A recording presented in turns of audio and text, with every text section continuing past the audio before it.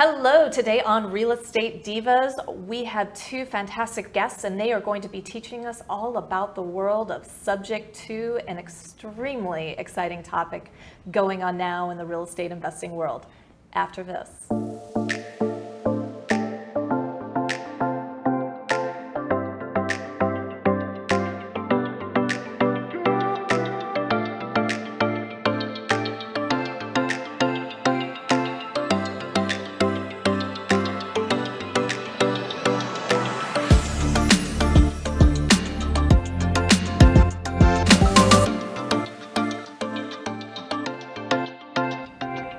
Hello and welcome to Real Estate Divas. I am Kristin Gerst from Capricorn Mortgage and I'm here with my fabulous co-host, Jer'Leigh Thompson of Texel Real Estate. Hi there, and we have some lovely guests.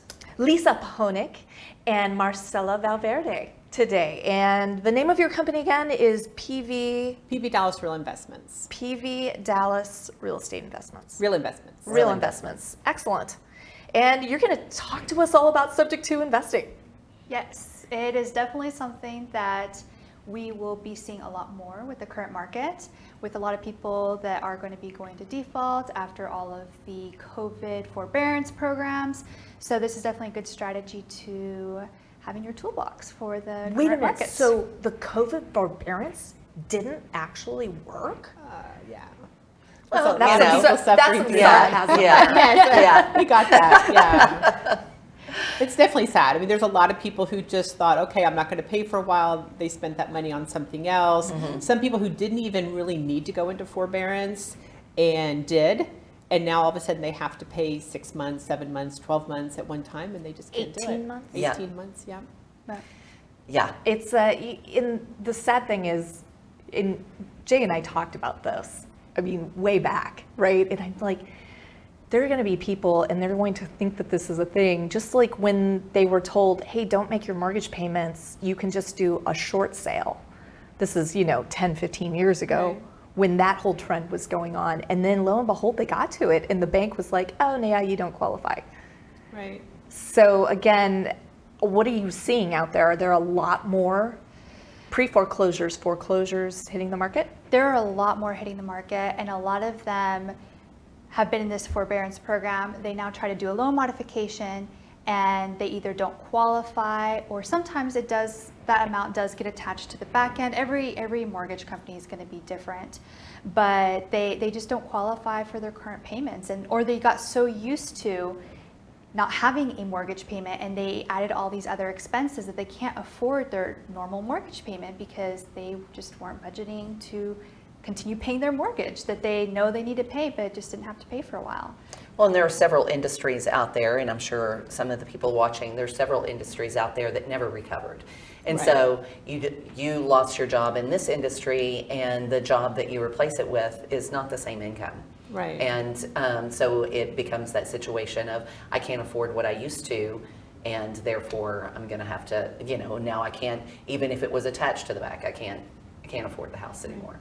I think what we're seeing too is a lot of people who are going into foreclosure are people that would not have been considered your typical person going into foreclosure before. For the most part, they have their life together. They're not just putting their head in the sand and pretending like nothing's going on, mm-hmm, right? They went into forbearance. They were trying to maybe get a new job, get their act together, assumed they were going to be able to do a loan modification or just start paying again. And in some cases that happens. There are people who got loan modifications, that money was that was not paid was tacked on the end, and they're able just to start over again. In many cases with a lower interest rate and for a longer term. We've seen cases where the loan mods are for 40 years and they reduce the interest rate. Wow. Other people, and we're not sure, I don't understand why some people got that deal and other people don't, right? Yep. But what I'm seeing, a lot of those people are moving quickly. They're like, okay, we don't want to lose our home. We're not just going to close our eyes on this. We need to do something, and they're looking to sell their homes quickly. Nice. I mean, nice that right, we have that option, because there are some states that don't allow those kind of options, and or there's more hurdles there. And Texas is open to it, and there's more education out there. Right. So y'all were, where did you find out about sub-twos? Wow. I remember the first time I heard it about, I was thinking, well, who would do that? Yeah. Right? I But would then never so do that. often, right? that's a lot of real estate investments. Exactly. You know, you're like, who would sell their house for that? Right, You know, 50 that- cents on the dollar. Yeah. Less. Or just understanding the full process. They were like writing all this out, and like connecting this dot to that dot, and you have to have like a loan servicing company, and it just got so confusing. It was just overwhelming. But I think it was at just a real estate event that they were just talking about The whole subject to Yeah. process and what it entails. And yeah, it was a little confusing at first. And also, I first thought, well, why would somebody do that? But now, especially people going into foreclosure who are concerned about their credit score, now that I understand it and I believe it and I believe in it and realize it's a fabulous way for someone to sell their home, I can sell it because I believe in it. I'm passionate about it. And when I talk to someone about it, I can explain it well and I'm excited about it. And it's actually quite easy to convince people to sell that way. And it's often better for them. We'll go in and make a cash offer and say, this is our cash offer. Mhm. But if you want to make more, I can actually purchase your home subject to the existing financing and pay you a higher amount for that. And then especially people who are in a foreclosure process where their credit score's been hit. If you just have an unperforming mortgage and you've been behind for a long time and you just get that paid off, your credit score might quit hemorrhaging, but it's not going to go do anything positive. It's right. It's Yeah. not going to go Right? up. But Exactly. it's not going to go down either. It's Right. but it'll just hover there. Right. Because you really do need on-time payments on your Exactly. mortgage for a while to be able to correct. Right. So if you can go in, I can go in and reinstate that loan, and then I begin to make on-time monthly payments. That's going to have a tremendous positive impact on the credit score of the seller. And that's really one of the huge benefits. Plus, I'm willing to pay more money for a house that I can purchase it subject to, especially where there's loans out there Oh my at gosh, 3%, 3%. that has value to me, right? So I'm Absolutely. willing to pay more for the house if I can take over that mortgage. And just so everybody's clear out there, you kind of explained it right there within that sentence is what a subject to is. So the subject to, whenever you're going to purchase a property, is subject to their existing mortgage. Correct. We're keeping that in place, and we're going to pay your mortgage for you. We're going to get you up to date, pay your mortgage for you, and then we're going to put a loan on top of that to put somebody in the house. Or wrap. Depends, because we Depends. do a Or lot you of could- subject to, we keep it as You could rental. keep it as a rental as well. Yeah, yeah, So- Or fix and flip it and just sell it off. Sell if it off. that's- Sell it off. yeah. Yeah. And that also is a benefit, right? I can give you more for your house. If I just plan to flip it, I still will buy something subject to, especially if it's a higher end house or something maybe in an area where I'm going to have to spend more time on it. Plus, there's just less stress and risk to me if I purchase it subject to while I'm flipping it, because then I don't have a hard money lender behind me having to make a higher payment. I'm not to me, it's just less risky, right? And it's Absolutely. cheaper. It's cheaper. So if it's cheaper for me, then oftentimes I can benefit. share Right, that it's a with the benefit and you seller. can pay more for the house. Correct. And it helps them too, right? Same thing. You reinstate and pay on it while you're flipping it and then you go to sell it. That's a really tremendous help to the seller. Absolutely. If they've been not making their payments. Correctly. Correct. And there are times we've purchased houses where that wasn't the case. We've had people sell us houses subject to that they were current with their mortgage, and we were able to offer them a higher price because of it.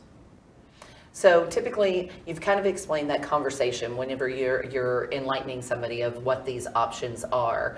Do you get the pushback? Like, how do you handle the pushback? Or do you find as long as you're explaining it clearly, they understand the process and there isn't that pushback? They always hesitate and they want to know more. So you just have to explain the process, that they are going to be protected as well. If you're closing with the correct title company and you communicate things the right way, the title company should also be putting a deed of trust that is going to protect that seller. So if you, as the investor, stop paying the underlying mortgage, they can actually foreclose on you and get their house back, which we just say, you know what? We've probably fixed the home up, so you're going to be loving us if we stop paying you, because now you get a better house Right. that now has been reinstated or has been paid on for X amount of time, principal's lower. So we also bring that up, that they know that it's not just them signing something and they don't know what's going to happen, that if there's negative consequences of us not paying them, they do get that house back. And If you papered it up correctly. yes, Right. you have to close with the right title company or know what documents that need to be used.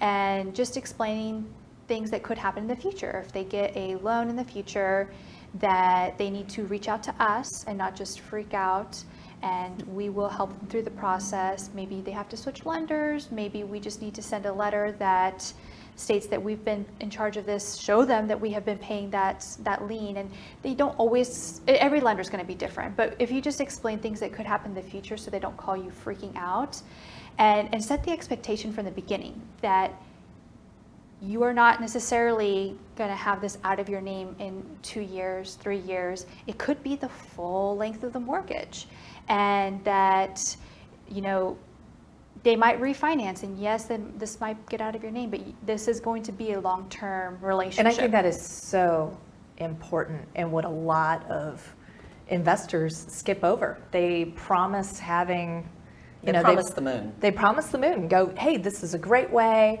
I'm going to sell it to a borrower. We're going to build their credit up, and then they're going to refinance out, you know, in 1 to 2 years. And the reality of the situation, that doesn't happen. Right. I've never had to sell that way. Typically just showing them what you can do to help with their credit, the fact that you can typically offer more. And the big concern that people have selling it is they think they still own the home. So you have to be very clear to say, you don't own the home. So I'm paying the taxes, I'm paying for the upkeep. You're no longer responsible for that home. And you usually have to say that a couple of times in different ways for people to understand. Because a lot of times I'm done with that house. I don't want to have anything to do with it. Say, well, you really don't. You don't. Yep. Right? You don't have to be worried about any of the insurance, the upkeep, none of that, repairs, none of that is your responsibility. How often, even though you've explained it really well, do you then get confusing questions going, I see this is still in my name? Right.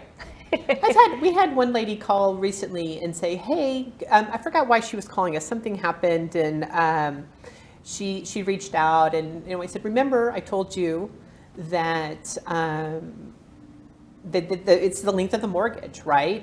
But I say, don't forget, save my phone number, save my email. If you're ever wanting to purchase a house in the future, we can prove that the house is in our name, it's deeded to us, we're making the payments. And a lot of times you can use the analogy of co-signing for a car, right? How many people have co-signed or had someone co-sign for you? Mm-hmm. Right, where your name's still on it, but really somebody else is driving that car, somebody else is paying for the insurance, somebody else is handling all the other aspects, but your name happened to be on the loan. And that's a easier analogy for people to grasp, Right. because we've heard about that for years and years. Parents do that for their children all the time. Right. So that one's a lot easier, like, for people to get their head around. Because Right. like you said, sitting in a room when you're being educated on what sub 2 looks like, connecting all the dots, you're like, what? Right. And that's, I think trying to over-explain what those dots look like. I mean, Correct. be transparent and let them know all of the benefits to going that route. But answer their questions, Yes. and you want to give a basic idea of what subject 2 is to your seller, but then wait for them to ask the questions. Because when you're saying, oh, we're going to refinance out quickly, that sounds more like an investor who's thinking that's important to them. Yep. I've never had a seller ask me, how quickly are you going to Get this Refinance. out of my name. get this out of my name? That's not their concern, especially in foreclosure situations. They want to know how much money they're going to get. Oftentimes it's not even how much money they're going to get at closing. It's how long can they stay in the house so they can find a new place to live, so they can get their stuff together. That's their main concern. What do you typically offer for that? Do you give them a month or two do you lease it back to them? So ideally it's as short as time as possible. I would normally not go more than a month with somebody. We do our leasebacks where there's a significant amount of money that they will lose if they don't Move out. If they don't move out. In fact, there's times when the deals were pretty slim, where I actually gave them more money, cash, at the end, because I wanted some sort of incentive for them to move out. And we usually do free lease back, but a major fine if they don't move out. Like on time. $150 a day past Right. the time that they're allowed to stay. But we did have to do a few evictions Really? during COVID. So luckily it wasn't a normal lease. So we were still allowed to do evictions. But those were all where we didn't have enough of that skin in the game deposit. And Or other people were there. There are family members where they wanted to sell the house. It was given to them in the will, but Joe over here, their brother's been living there forever. For free. And he Yes. didn't. And Yeah. basically, they wanted to evict their brother by selling it to us. That wasn't necessarily a subject to deal, but right. Yeah.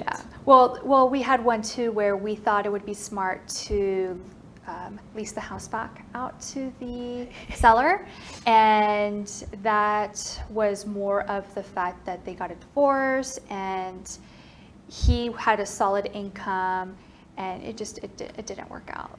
So, and I do have you ever heard of that working out? Because, okay. That's Because so strange, you know. I mean, because that's our natural, in my opinion, it's our natural instinct. Is okay. Let me help. You look like you're qualified. You could stay there. Absolutely. Like, we can make this work.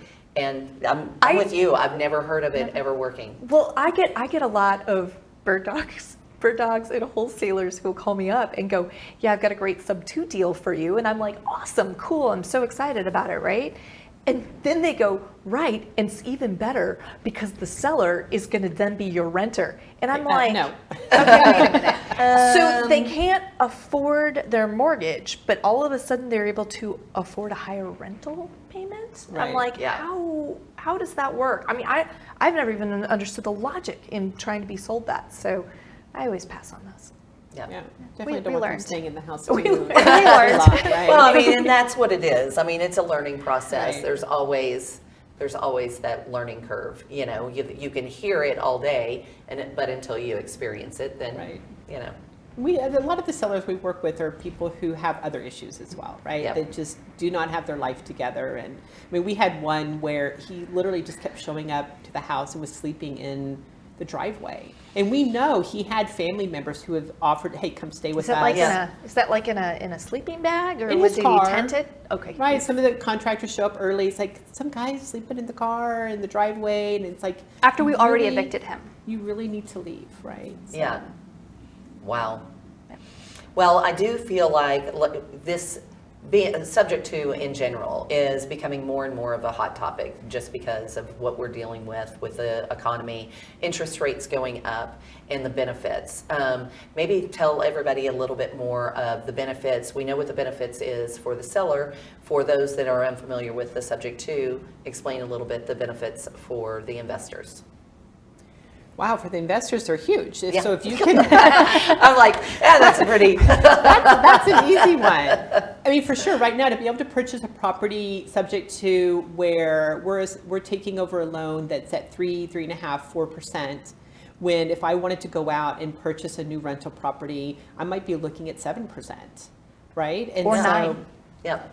We're refinancing a few right now at 7. Thank God we're not at 9. But yeah, I mean, that's huge for us, right? And especially if some of these loans are older and they've been paying down. So the amount that you're paying towards principal every month is higher. Significant. Yeah, exactly. And so that's a great way to do that. Just to purchase subject to, you're not having to, because we've tried to refinance a couple of properties this last year where it was taking months and months and months and months to refinance because the investors, the people who have the money to lend, were rethinking things. They were getting scared. They were getting nervous with inflation.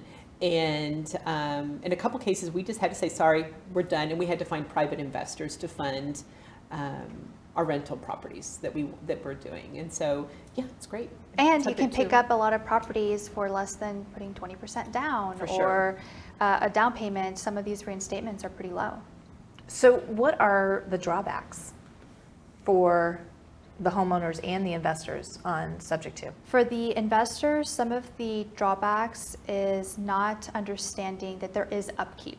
You have to have the correct insurance. Make sure that the issue we kept having is our insurance company would send the policy to the underlying mortgage, and the underlying mortgage would pay it even though it was already paid in full. We communicated it was paid in full.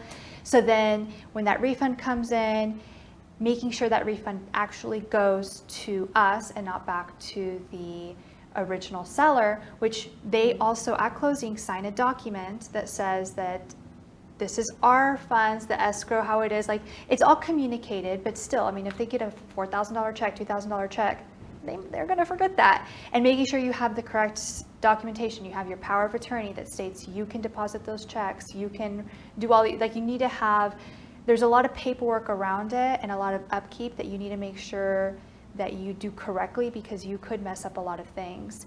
And that I think that's very important for an investor to know, because it's not easy. Well, and getting that power of attorney signed before closing, Right. before they're made whole, before they get a check of any kind is the key. Don't sure. think that you are going to be able to get that power of attorney signed after the deal's done. Correct. Because you won't. That's key. Get it ahead of time. Definitely, if you don't get it before closing, at closing. And there's a lot of other parts of that. You want to have online access to that mortgage. You want to be signed in. You want to have the address changed to you, the phone numbers changed to you. You want to have their details to get qualified. If they're ever trying to qualify a call, when you have to call in and get information about that mortgage. And so there's a lot of upkeep with it, for sure. And you need to be on top of it. You've got to know that that mortgage is getting paid. Insurance, a big part of it, I see this happen all the time, happened to us the first time, that the seller didn't cancel their policy. And so what happens? The seller's policy then goes to renew. Well, where do they pay that from? Your escrow. Well, then when they cancel that policy, who gets that money back? The seller. The seller. Right? So you have to look at a lot of the different details and understand the details. Otherwise, it can be a good strategy that you can lose a lot of money on it as well. So basically, y'all look at that information, but you also hired attorneys to make sure that you're drawing up the correct documents. Correct. And did you find those attorneys through your network, or are those the same attorneys that y'all use on the seller financing? So we have a couple of attorneys that we work with. Some are work with the title companies that we work with. We also reached out to another real estate specialist and had him draw up a lot of documents for us. And and gave us then permission to use those. And so, especially when we have someone selling to us, owner or seller subject to, we have a lot of disclosures. We want them to be super clear that they understand what they're doing, that they understand the risks and the benefits. And we have a list that says, these are the benefits, these are the risks. This is why it's good for you. This is why it's good for us. And we review that with them. And I don't know if you do this or not, but when I'm at the closing table, I'll sign it and date it, and even put a note of like where I was. So I'll remember, like, I know if I've done that, it's because I sat there in front of them and I explained those things to them, to the seller.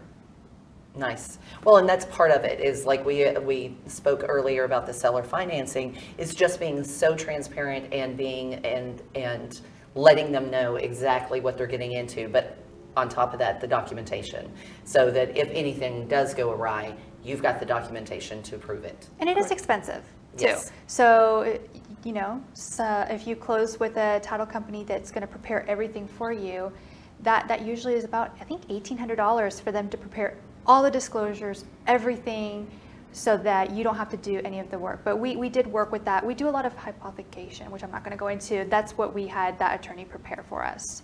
Got it.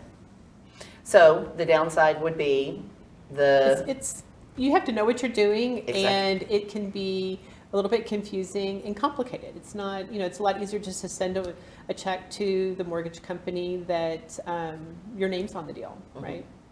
So, but when you all learned how to do it, you finally just said, all right, we're going to go out and try this once. Right. Right, and it's so much easier, right? I mean, if I'm going to go out and buy a property for a rental, like we like to do a lot of rentals subject to not have to put as much money down. I mean, we have a strategy where we do it where we try to leave as little amount of money in the deal as possible. So when we purchase, we borrow our rehab, we borrow as much as the rehab or more than rehab. So we're refinancing out, we leave very little amount of money in the deal. But subject to also allows us to move very quickly. Right? So especially if I'm not having to put a lot of money down in the beginning, and sometimes we actually own or finance their equity. That was a mistake we made in the beginning when we were doing subject to. We would look at lists and say, oh, this person has tons of equity. We're not going to go after that deal because we can't pay their equity.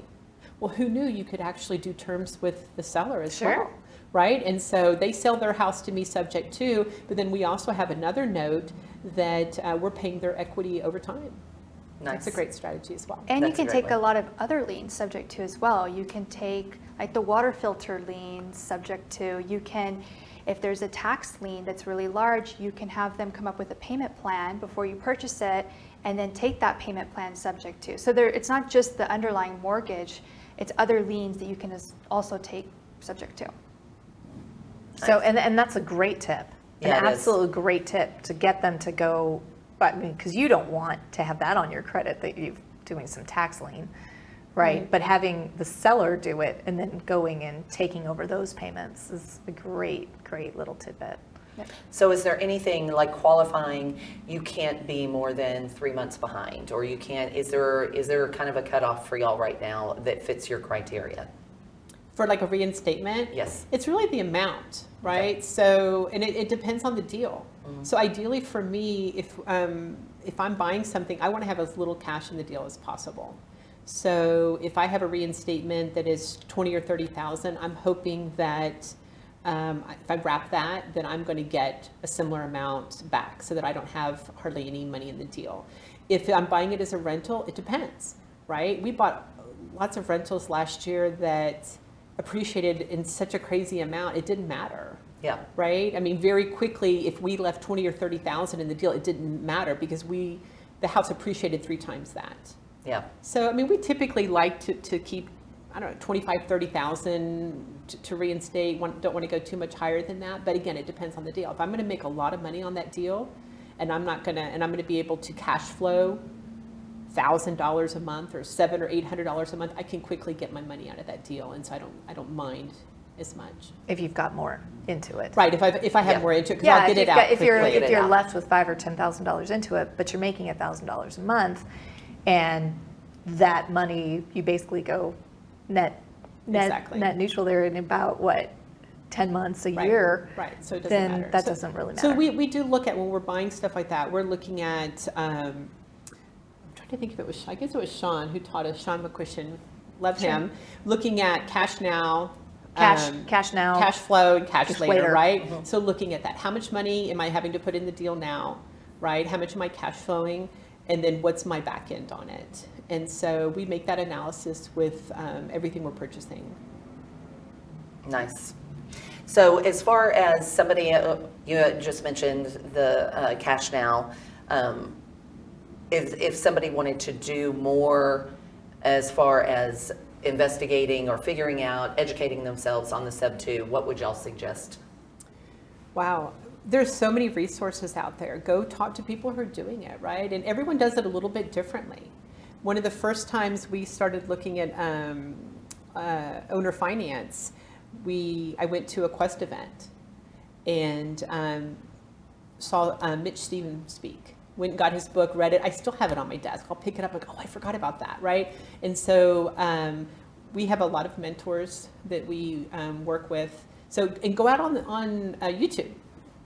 At If your someone's listening to fingertips. us now, Yeah. go out there and look and pay attention. But I do have to say that you have to do some of your own investigation. There's a lot of people out there saying how you should do things, and they're not always quite right. Yeah. Right? So Fact it's check. important. Yeah. Fact check. Always fact, hire just your own because it's team. on the internet doesn't mean that it is facts. well, and just because it's an attorney that says it yeah, Right. doesn't make it fact as well. yes. So all of a sudden you are going, no, so-and-so told me this, and he's got to know the law, right? And then all of a sudden you find out you're playing in a very, very gray, Right. very, very gray area of the pool there. So, For sure. yeah. Well, that has been enlightening. I appreciate it. Tell everybody how to get a hold of you guys and what y'all are looking for. My name is Lisa Pacholek, and you can call me at 214-770-6227. And we are looking for homes that we can own or finance within an hour and a half of the DFW area. And we're looking to pick up rentals in a much tighter area, Plano, Richardson, Garland, Frisco area. And you can reach me at 214-406-9288. At 3 o'clock in the morning. Yeah, 3 o'clock in the morning, anytime. I live in Norway, so don't call me after 5 p.m. It will be good.